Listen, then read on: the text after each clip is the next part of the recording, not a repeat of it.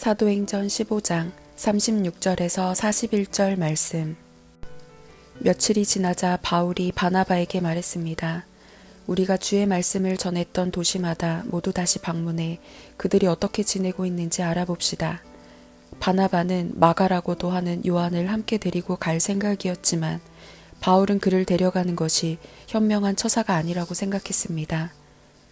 마가 요한은 전에 밤빌리아에서 그들을 떠나 그 사역에 끝까지 함께하지 않았기 때문입니다. 이 일로 심한 말다툼 끝에 바울과 바나바는 서로 갈라서게 됐습니다. 바나바는 마가를 데리고 배를 타고 키프로스로 갔습니다.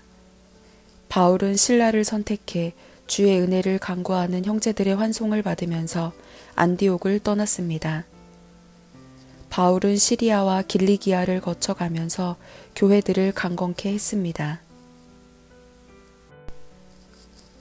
사도행전 16장. 바울은 더베에 갔다가 루스드라로 갔습니다. 그곳에는 디모데라는 제자가 살고 있었습니다. 그 어머니는 유대 사람으로서 믿는 사람이었지만 그 아버지는 그리스 사람이었습니다. 디모데는 루스드라와 이고니온의 형제들에게 칭찬받는 사람이었습니다. 바울은 전도 여행에 그를 데려가고 싶었습니다. 그래서 그 지역에 사는 유대 사람들 때문에 그에게 할례를 주었습니다. 그것은 그의 아버지가 그리스 사람이라는 사실을 그들 모두가 알고 있었기 때문입니다. 그들은 여러 도시들을 다니며 예루살렘의 사도들과 장로들이 결정한 규정을 신자들에게 전하며 지키게 했습니다. 이렇게 해서 교회들은 믿음 안에서 더욱 굳건해지고 그 수가 날마다 늘어났습니다.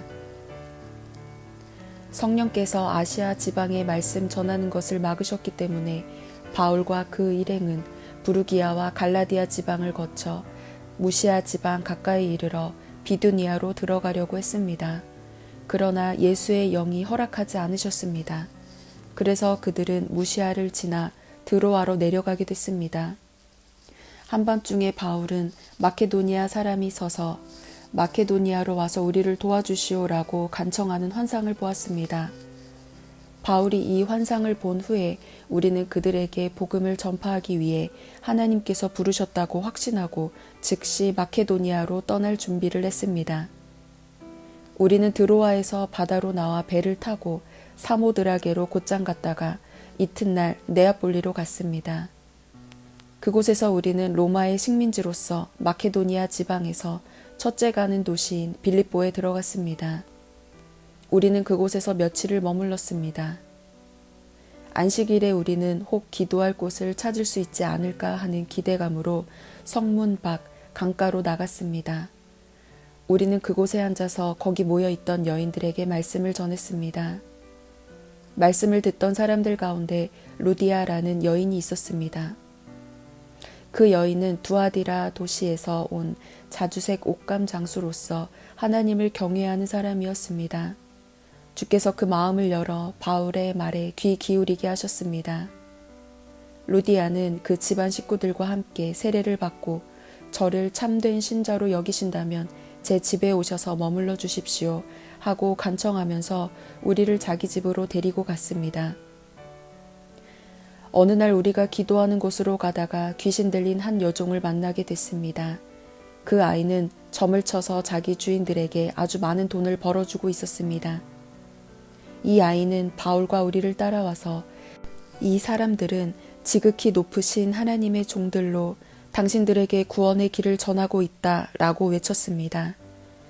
이 아이가 며칠 동안이나 이렇게 계속하자 참다 못한 바울이 돌아서서 귀신에게 말했습니다.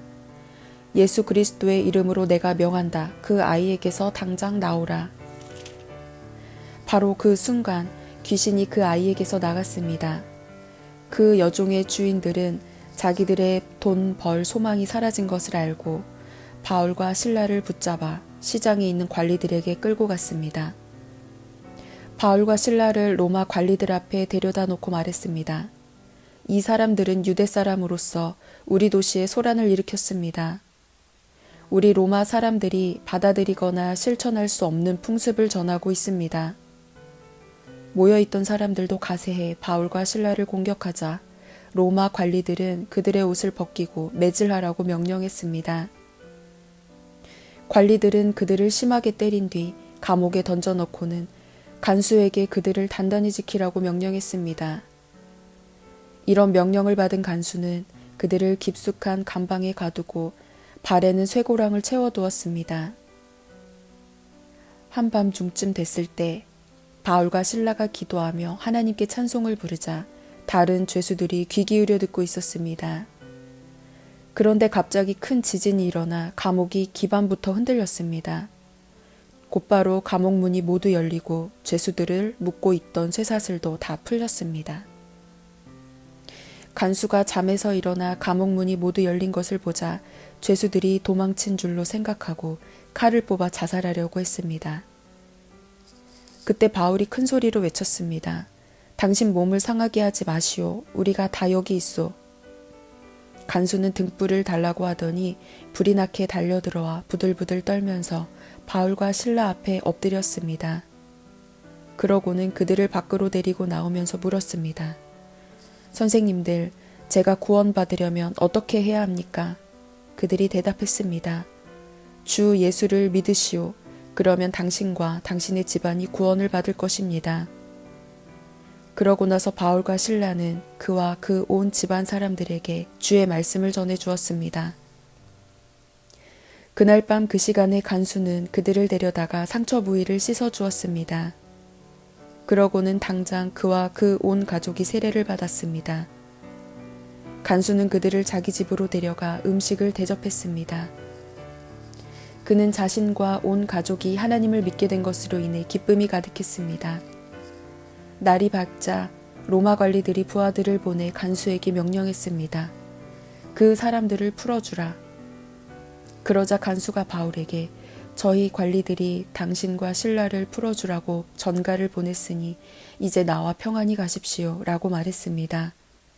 그러자 바울이 그 부하들에게 말했습니다. 우리가 로마 시민임에도 불구하고 저들이 재판도 없이 공개석상에서 우리를 때리고 감옥에 쳐넣고는 이제 와서 우리를 몰래 내보내려 하시오. 그들이 직접 와서 우리를 데리고 나가라고 하시오. 부하들이 그대로 자기 관리들에게 보고했습니다. 그들은 바울과 실라가 로마 시민이라는 소리를 듣고 깜짝 놀랐습니다. 그들은 직접 감옥까지 와서 사정사정하며 바울과 실라를 정중히 모시고는 그 도시를 떠나달라고 요청했습니다. 바울과 실라는 감옥에서 나온 뒤 루디아의 집으로 가 형제들을 만나 위로해주고 그곳을 떠났습니다. 사도행전 17장. 바울과 실라는 암비볼리와 아볼로니아를 거쳐 데살로니가에 이르렀습니다. 거기에는 유대 사람의 회당이 있었습니다. 바울은 늘 하던 대로 회당에 들어가 3주 동안 안식일마다 성경에 대해 사람들과 토론했습니다.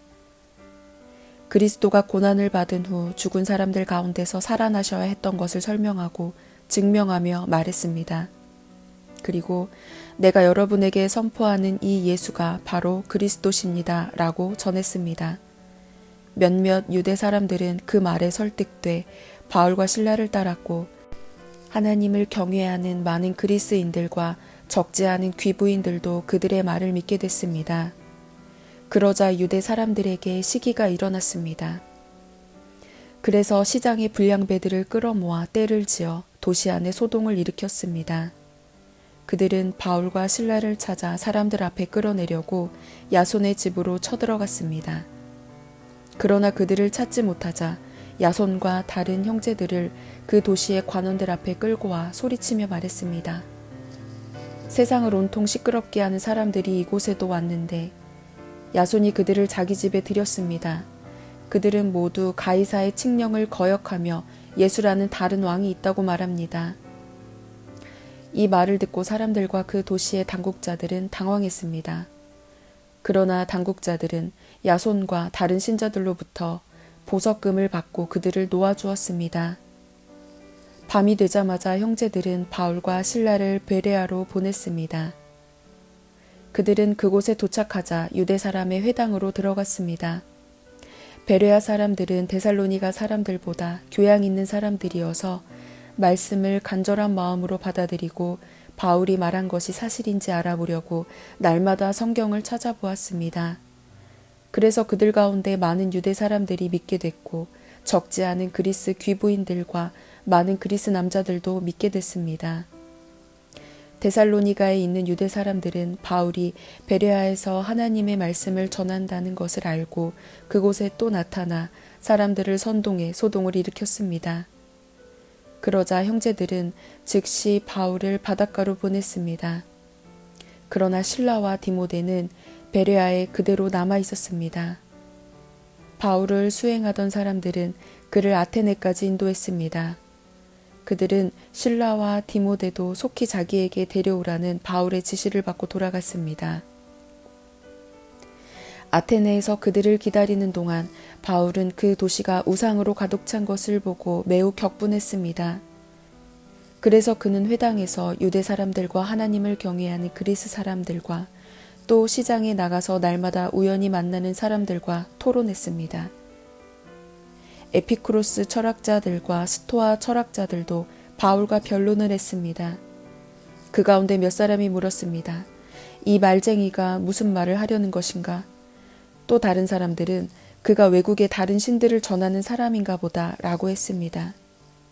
그들이 이렇게 말한 것은 바울이 예수와 그 부활에 대한 복음을 전하고 있었기 때문입니다. 그때 그들이 바울을 붙들어 아레오바고 광장으로 데려가 말했습니다. 당신이 소개하고 있는 이 새로운 가르침에 대해 우리가 알 수 있겠습니까? 당신이 우리 귀에 생소한 것들을 전하니 우리가 그 뜻을 좀 알고 싶습니다. 모든 아테네 사람들과 거기 사는 외국 사람들은 보다 새로운 것을 말하거나 듣는 일에 시간을 쏟던 사람들이었습니다. 그러자 바울이 아레오바고 광장 가운데 서서 말했습니다. 아테네 시민들이여, 내가 보니 여러분은 여러모로 매우 종교적인 사람들입니다. 내가 두루 다니면서 여러분이 무엇을 섬기는지 자세히 살펴보다가 알지 못하는 신에게라고 새긴 제단도 보게 됐습니다. 이제 여러분이 알지도 못하고 예배해온 그 신을 내가 여러분에게 전하고자 합니다. 그 신은 온 세상과 그 안의 모든 것을 창조하신 하나님이십니다. 하나님께서는 하늘과 땅의 주인이시며 사람이 손으로 지은 신전들 안에 살지 않으십니다. 하나님께서는 뭔가 부족해서 인간의 손으로 섬김을 받으실 분이 아닙니다. 하나님께서는 바로 모든 사람에게 생명과 호흡과 다른 모든 것을 주시는 분이시기 때문입니다. 하나님께서는 한 사람으로부터 모든 민족을 만들어 온 땅 위에 살게 하셨고 각 나라의 연대를 미리 정하시고 그들의 국경도 정해주셨습니다. 이렇게 하신 것은 사람들이 하나님을 찾기를 바라시기 때문입니다. 사람들이 하나님을 더듬어 찾기만 하면 만날 수 있습니다. 사실 하나님께서는 우리 각 사람과 그리 멀리 떨어져 계시지 않습니다. 왜냐하면 하나님 안에서 우리가 살고 움직이고 존재하기 때문입니다. 여러분의 시인 가운데 어떤 사람이 말했듯이 우리가 하나님의 자녀입니다. 그러니 우리가 하나님의 자녀인 이상 하나님을 사람의 생각이나 기술로 금이나 은이나 돌에 새겨 만든 형상 따위로 생각해서는 안 됩니다. 알지 못했던 시대에는 하나님께서 그대로 내버려 두셨지만 이제는 어디서나 모든 사람에게 회개하라고 명령하십니다.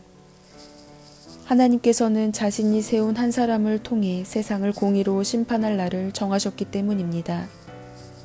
하나님께서는 그를 죽은 사람들 가운데서 살리심으로 모든 사람에게 이날에 대한 증거를 보이셨습니다. 죽은 사람들이 다시 살아난다는 말에 어떤 사람들은 비웃었지만 또 다른 사람들은 우리가 이 이야기에 대해 다시 듣고 싶소라고 말했습니다. 그러자 바울은 그들로부터 나왔습니다. 그때 몇 사람들은 바울을 따르며 믿게 됐습니다. 그 가운데는 디오누시오라는 아레오바고 시회의원과 다말이라는 여인과 그 외에 몇 사람이 더 있었습니다. 사도행전 18장 1절에서 17절 말씀. 이 일 후에 바울은 아테네를 떠나 고린도로 갔습니다. 그곳에서 그는 아굴라라는 유대 사람을 만났습니다. 그는 본도에서 출생한 사람인데 유대 사람들은 모두 로마를 떠나라는 글라우디오 황제의 칙령 때문에 얼마 전 자기 아내 브리스길라와 함께 이탈리아에서 내려온 것입니다. 바울은 그들을 찾아가 그들과 함께 일하며 지냈습니다. 바울도 그들과 마찬가지로 천막 만드는 일을 했기 때문입니다. 안식일이면 그는 회당에서 토론하며 유대 사람들과 그리스 사람들을 설득하고자 했습니다. 실라와 디모데가 마케도니아에서 오자 바울은 말씀 전하는 데만 전념해 예수가 그리스도심을 유대 사람들에게 증언했습니다. 그러나 유대 사람들은 바울에게 대들며 욕설을 퍼부었습니다. 바울은 자기 옷의 먼지를 떨며 단호하게 그들에게 말했습니다. 여러분들이 멸망해도 그것은 여러분들의 책임입니다. 나는 이제 책임이 없습니다. 이제 나는 이방 사람들에게 가겠습니다. 그러고 나서 바울은 회당을 떠나 디도 유스도라는 사람의 집으로 갔습니다. 그는 하나님을 경외하는 이방 사람인데 그의 집은 회당 바로 옆에 있었습니다.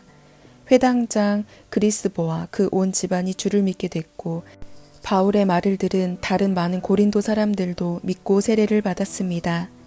어느 날 밤 주께서 환상 가운데 바울에게 말씀하셨습니다. 두려워 마라. 잠잠하지 말고 말하여라.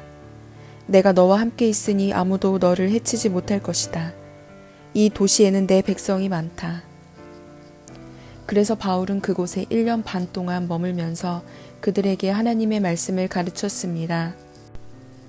갈리오가 아가야 지방의 총독이었을 때 유대 사람들이 일제히 들고 일어나 바울을 잡아 법정으로 끌고 가 이 사람이 율법에 어긋난 방법으로 하나님을 섬기라고 사람들을 설득하고 있습니다. 라고 고소했습니다. 바울이 막 입을 열려고 하는데 갈리오가 유대 사람들에게 말했습니다. 크든 작든 무슨 죄가 있어 너희 유대 사람들이 불평한다면 내가 들어줄 만하오. 그러나 그것이 언어와 명칭과 당신네 유대 사람들만의 율법과 관련된 것이라면 당신들 스스로 알아서 해결하시오. 나는 그런 일에 재판자가 될 수 없소. 그리고 그들을 법정에서 쫓아냈습니다. 그러자 그들 모두는 회당장 소스데네를 붙들어 법정 앞에서 그를 마구 때렸습니다. 그러나 갈리오는 이 일에 전혀 상관하지 않았습니다.